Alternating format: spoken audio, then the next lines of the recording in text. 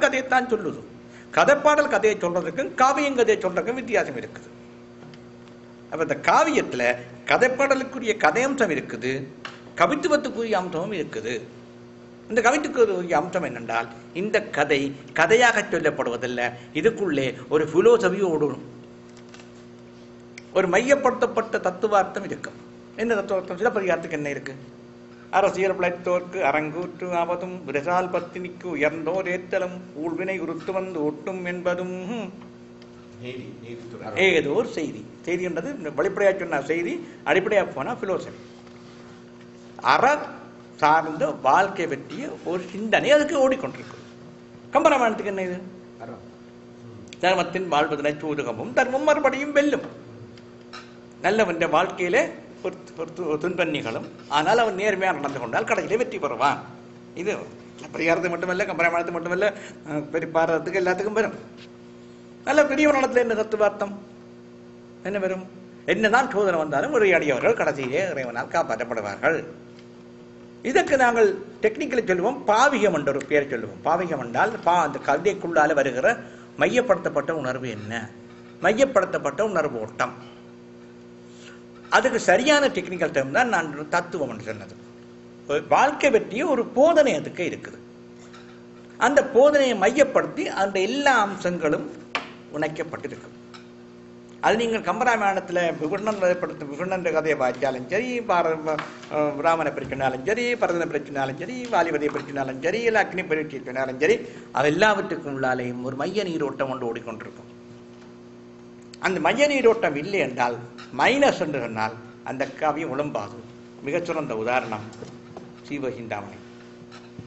சீவகிந்தாமணி அருமையான கவிதைகளால் பாடப்பட்டது, பல சுவையான கட்டங்களை வைத்து அடக்கி இருக்குது. மையப்படுத்தப்பட்ட ஒரு கதை அம்சம் இல்லை.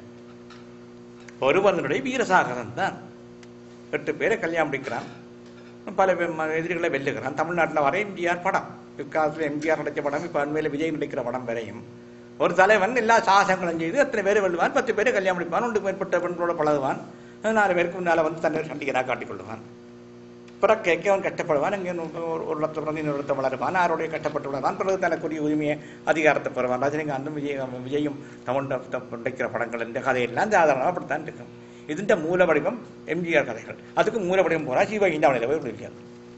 பிறகு கேட்க யாருக்கோ பிறந்த யாருக்கோ வளர்ந்தான், பிறகு வந்து ஆட்சியை பெற்றான், பிறகு தந்த வீர சாகசங்களால் கல்யாணம் முடிச்சான், நல்லா இருந்தான், செத்தான்.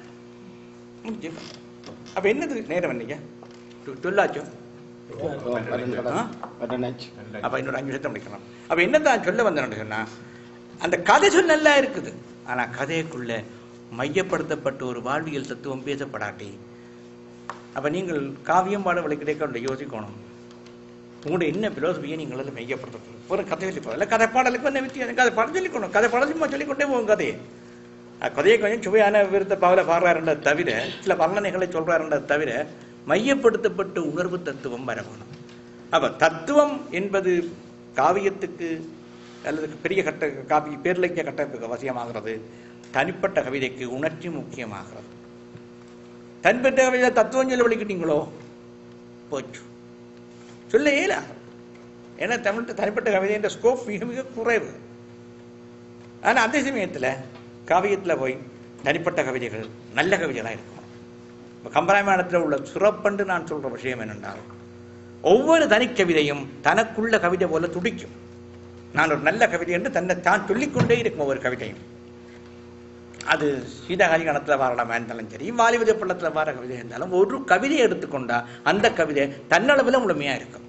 அந்த எந்த உணர்ச்சியை அங்கே பேச வருதோ விளங்குதோ? அப்ப தனிக்கவிதையாகவும் நல்ல கவிதைகள், காவியமாகவும் முழுமையான கட்டமைப்பு, இந்த ரெண்டும் வந்து பிறந்துறது மிக அபூர்வம். இப்போ கவிதையா காவியமானால் காவியத்துக்கும் கவிதைக்கும் உள்ள அடிப்படை வேறுபாடு என்ன என்பது, பொதுத்தன்மை என்ன என்பதை நான் சொல்லிட்டேன். அடுத்த கட்டத்துக்கு கொண்டு வரையக்க மற்றது இந்த பிள்ளைத்தமிழ் உலா கலம்பகம் இந்த இருக்குல்ல, இதெல்லாம் நாங்கள் தமிழ் இலக்கியம் அவர்களை சொல்றது தலைவன் புகழ் பாடும் இலக்கியம் உண்டு. மன்னன் புகழ் அல்ல தலைவன் புகழ் அல்ல சமய கடவுள் புகழ். ஒரு இதை பற்றி பாடுறதுக்கு சில டெக்னிக் என்னங்க கையாளுறோம். அவன் குழந்தை பிள்ளைய பிறக்கே இந்த குணத்தோட பிறந்தான் என்று சொல்லி அவன் வீரங்கள் பிரதாபங்கள் எல்லாத்தையும் பொருத்தி காட்டி பாடைக்க பிள்ளைத்தமிழாக இருக்கும். அல்லது அவனுடைய போர் வெற்றியை பாடைக்க பரணியாக வரும். அவனுடைய ஆண் அழகன் அது பொம்பளையில் பார்த்து ஆசைப்படணும்னு சொல்ல வந்தால் உலா இலக்கியமாக படைக்கலாம். விளங்குதோ? அப்போ அந்த தலைவனுடைய அழகை பற்றியோ வீரத்தை பற்றியோ அவனுடைய ஆட்சித்தன்மை பற்றியோ இப்படித்தான். அப்போ ஒவ்வொரு இலக்கியத்துக்கும் அங்கேயும் கவிதை தான் வருது.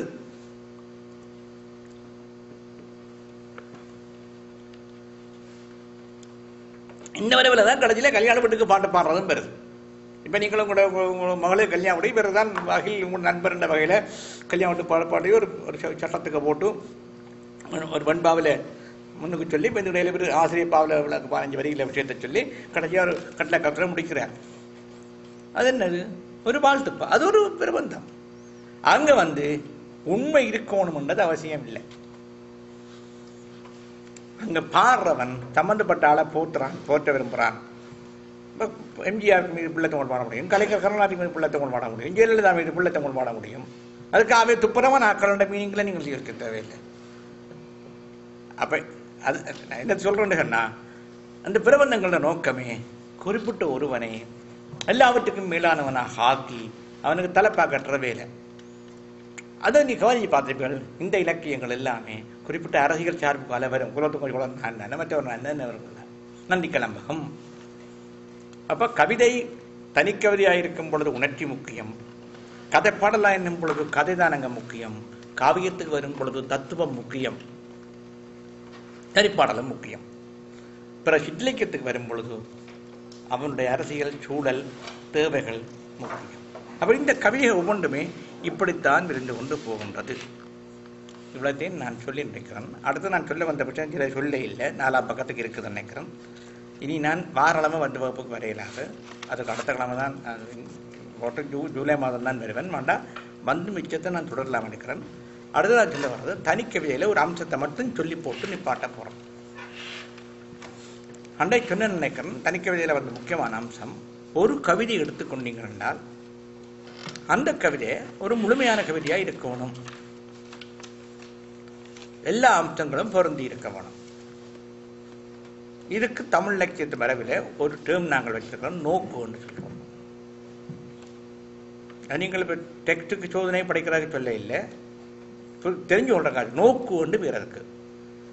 நோக்கு என்ற கருத்து தொடக்கம் முடிவு வரையும் குறிப்பிட்ட உணர்வை மையப்படுத்தி சொற்களும் தொடர்களும் வர்ணனைகளும் அவ்வளவும் அப்படி ஒரு கட்டுக்கோப்பாக இருக்க போனோம்.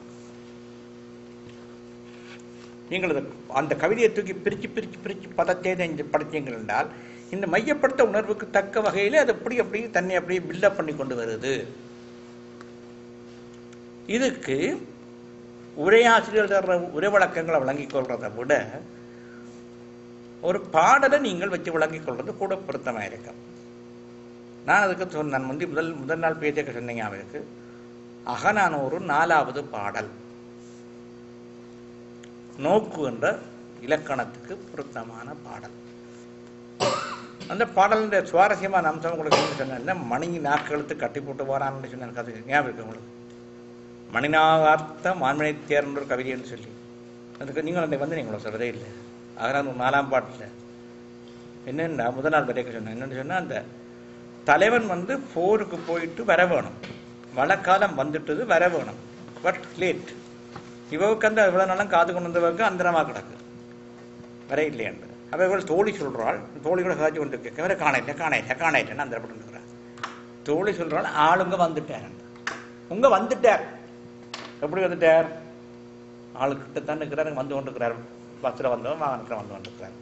அவன் அவளுக்கு சந்தேகம் வரும், சத்தம் கேட்க இல்லையே, தேரில் வரணும்னா தேரில் வரைக்க தேருக்கு மணி கட்டியிருக்கு, மணி கட்டினா மணிக்கத்தம் கேட்கும். அது இப்போ அரைமணி தூரத்துக்கு முந்தி வரைக்கும் மணிக்கத்தம் கேட்கும், மணிக்கத்தை காணையில் இதில் வாரான்னு சொன்னால் நான் நம்புறேன். அவள் தொலைவி யோசிப்பான்.